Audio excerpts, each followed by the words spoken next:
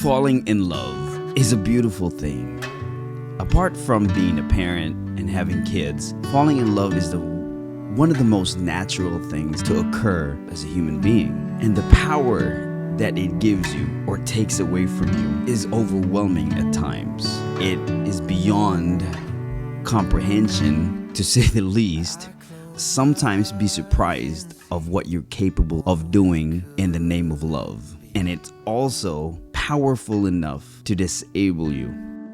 No other dream I've had means a thing, and make you do stupid things and dumb things. In this video, we're gonna talk about forbidden love in the Army. Regardless of how beautiful love is, we have to understand what is not allowed. The Army recognizes the human side, the human element of people falling in love and having relationships. What the Army did is create guidelines when it comes to relationships.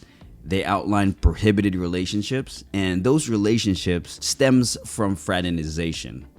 And that fraternization exists because they're safeguarding specific key things that can affect the work environment and the operation of any mission or any tasking. The question is, why does the Army forbid some love or relationship to exist amongst its ranks? It comes down to 5 reasons. But before we dive into those 5 reasons, we have to make sure first, what are the categories? Because that's really what the forbidden love is nested upon. The first category of rank structure in the Army are the officers.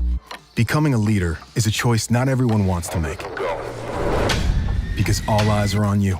It's not for everyone, but if you want to learn and make big decisions, start with this one.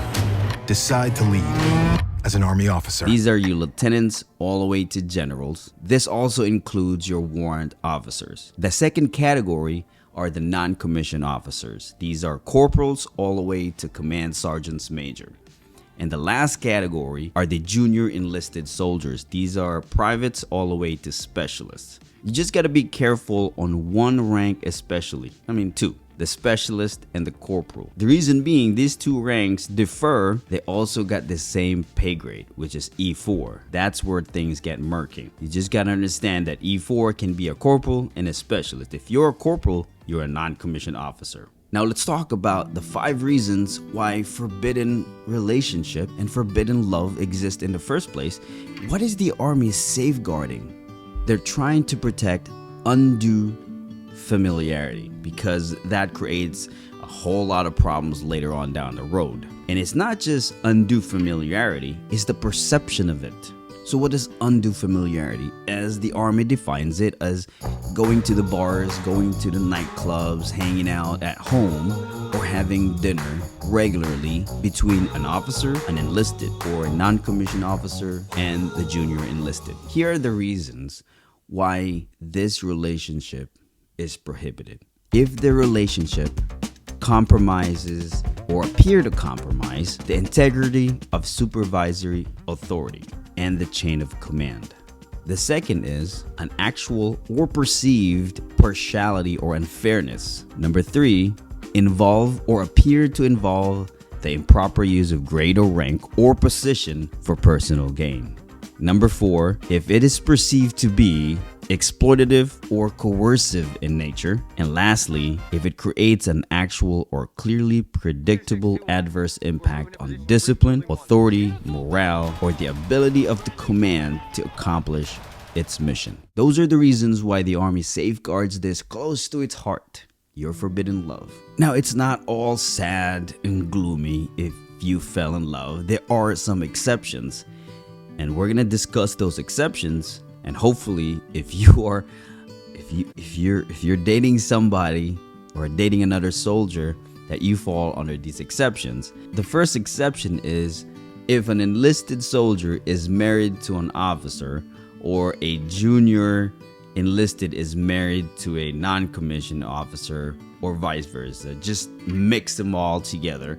If those 2 are married, they're exempt to this. However, be careful on this one, because when that relationship started and they were in violation of the fraternization rule, then they can still be held liable. The next exception is if the relationship started when they were both equal ranks, or at least, they're in the same category of rank structure.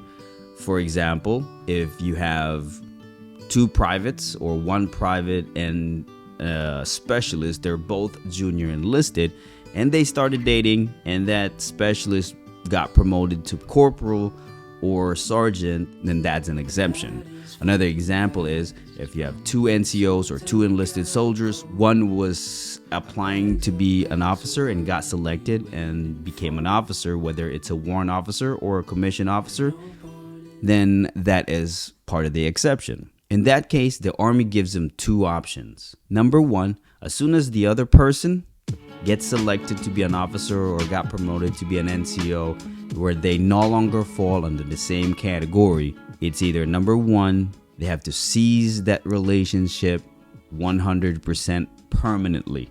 They got to stop seeing each other.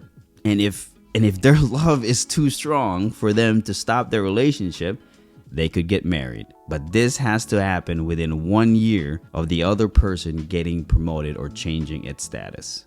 Another forbidden love, and this is one that really will destroy anyone's career. The inappropriate relationship, which is dating between a recruit, an applicant, or a prospect before they join the Army. Dating the recruiter or their drill sergeant. Okay, wait over there. Next. That love is completely forbidden. People will lose their career. People will get kicked out of the Army.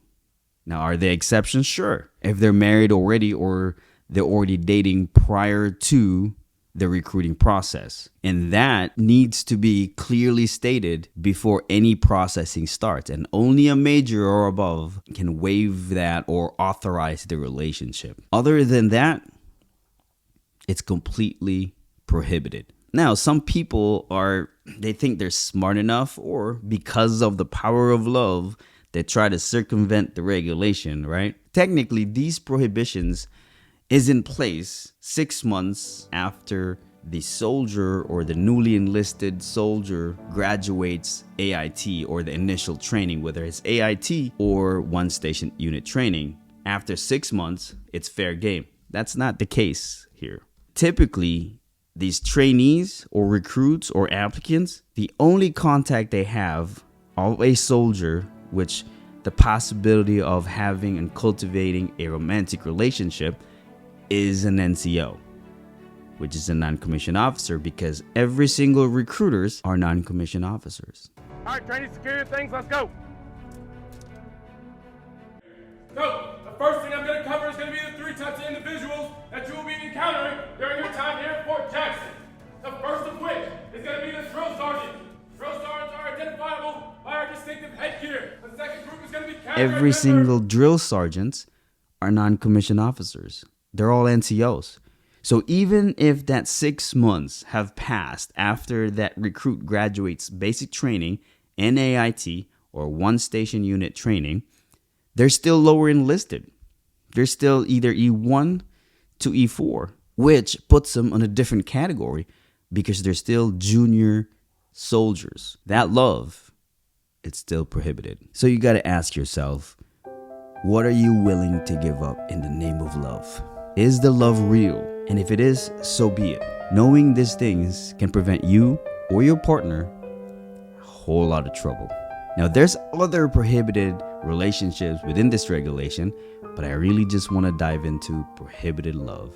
I don't know why I sound like this, but every time I say love, well, you get the point. Since we're talking in this tone, you're watching the High Speed FNG. Stay new to learn a lot more than the other soldier. Oh, that's weird. Love at first sight, when I looked in those eyes, all those years ago.